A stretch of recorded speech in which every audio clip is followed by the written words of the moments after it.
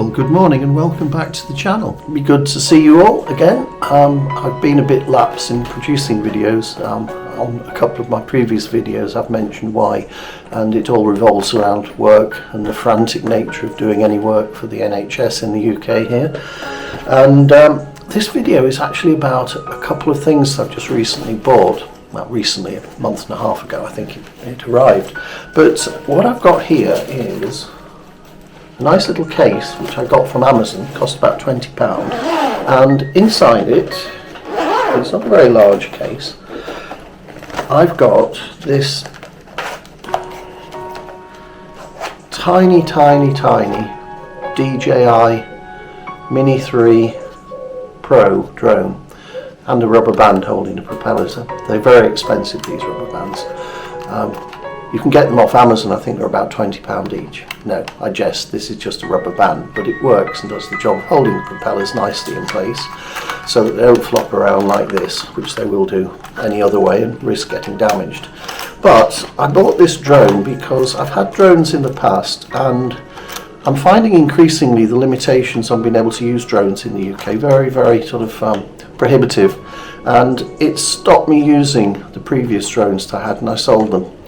Or sold the last one I had, which was a DJI Mavic Air 2S, I think it was, and I haven't had one for about a year, I'd say. Most of the time during lockdown I haven't had a drone, but this tiny little DJI Mini 3 Pro here has got a beautiful little gimbal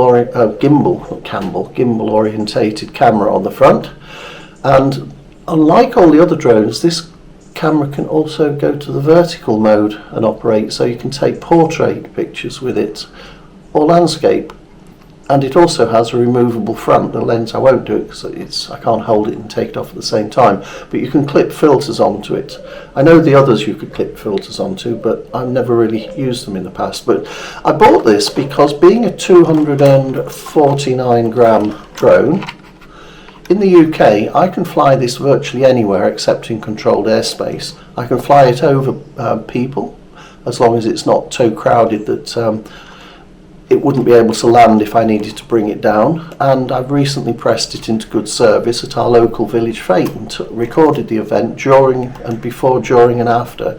And I've got some stunning footage from it.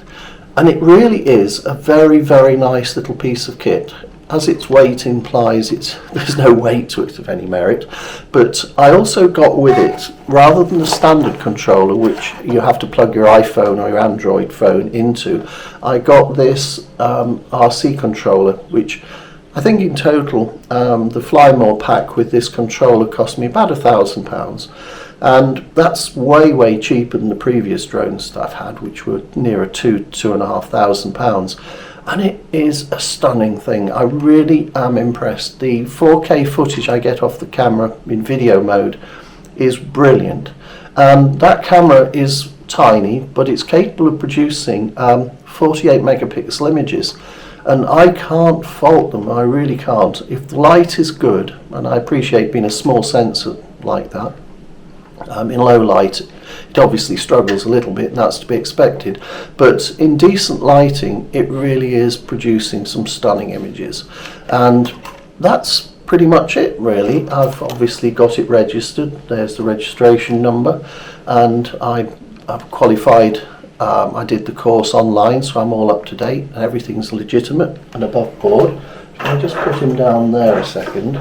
This case that I bought on Amazon cost £23 English pounds, and as you can see, I won't put the drone back in, but as you can see, it handles, the drone goes in there, and there's some space there with the spare batteries and the battery charger, and there's the control, all neatly fit in. You don't have to take the control sticks off the controller in this case, because it's deep enough to close up quite happily without needing the sticks to be taken off. So setup time is minimal. It's just a case of hook this out, power it on, hook the drone out, set the props up, power it on, and you're flying within about, maybe I would say probably less than a minute. The slowest part of it is the drone itself getting its satellite lock.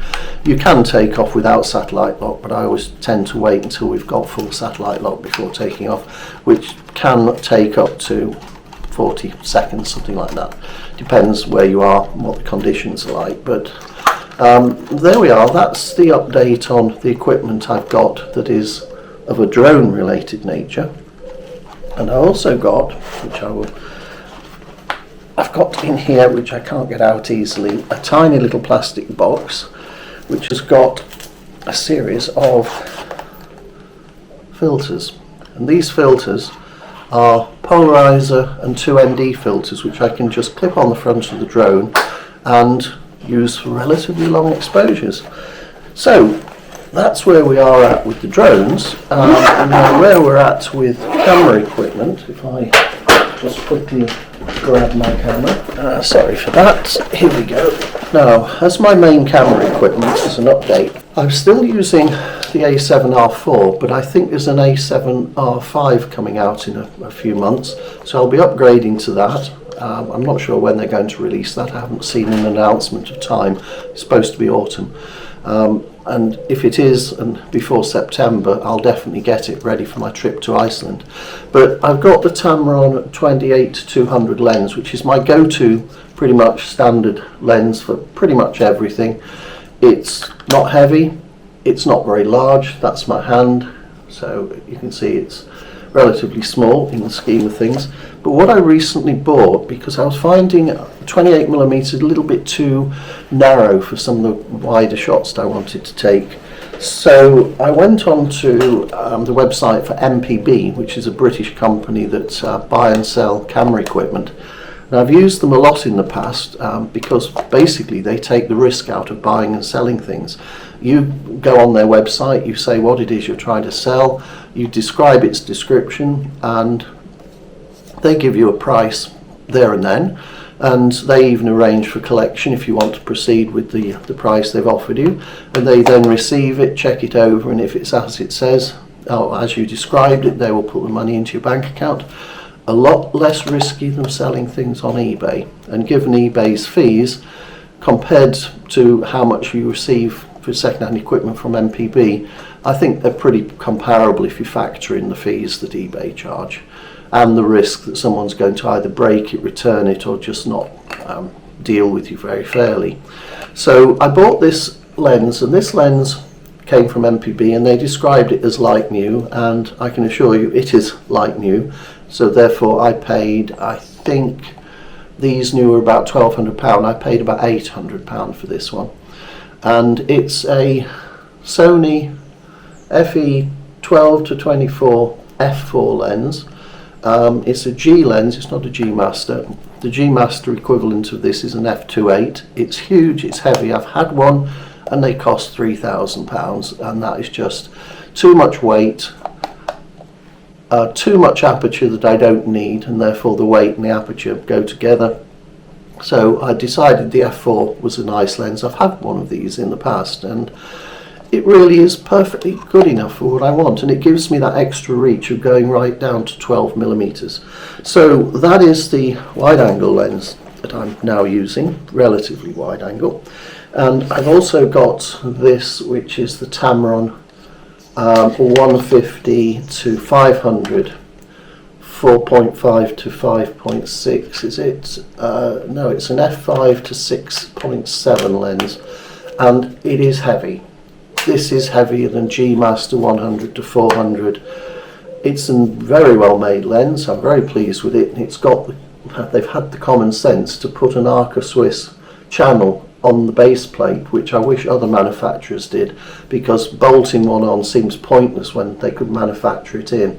It doesn't alter the functionality, except if you're using Arca Swiss, it's already there. But one nice feature this lens has, being a zoom lens, it zooms, but it's also got this, you see it moving up and down, and that white ring appearing. It's got a friction lock which stops the zoom, because it's quite tight anyway, but if you've got the lens hanging down for any reason, because it's on a strap or something, it will tend to creep, whereas just locking it like so, it's not going to, which is a really nice feature. So I'm very pleased with that. The only downside to it is its weight, and that is a bit of a problem because I'm not sure what it weighs, but it's heavier than the other two bits of kit put together, the body and the two other lenses. This weighs about maybe half again as heavy as those two, but that's the gear I've got and that's what I'm using, and this gives me a relatively full cover from, well, 12mm right up to 500mm. So that all fits snugly in this little I'll show you, custom made bag insert. This is a Peak Designs bag that I've got here, and I'm just taking you off the case. Let me just spin you around and show you what I've done. I stripped the inside out of this Peak Designs case, backpack case, and I made some foam inserts and put some microfiber cloths over them, exactly the shape of these three lenses, as you can see.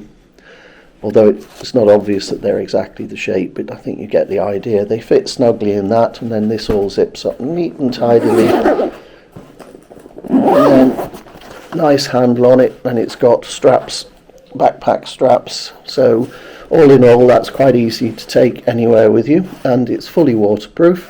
And being a Peak Designs sort of piece of equipment, it's very well thought out. Very pleased with this. It's got nice waterproof zips on it all over the place. It's got nice little hooky points that you can clip devices or tripods, things like that on, and they tend to be all over the place. There's one there as well. And the other nice feature of this bag is, you see here, the straps on the backpack actually are on a hinge or a pivot, so they move around pretty much to easily accommodate any angle you want to have the backpack on. And each side has elasticated bags, or whatever you want to call them, holders. They're not really bags, but they're sort of pockets, probably the best description. And in there you can obviously get bits and pieces, and that's pretty much it.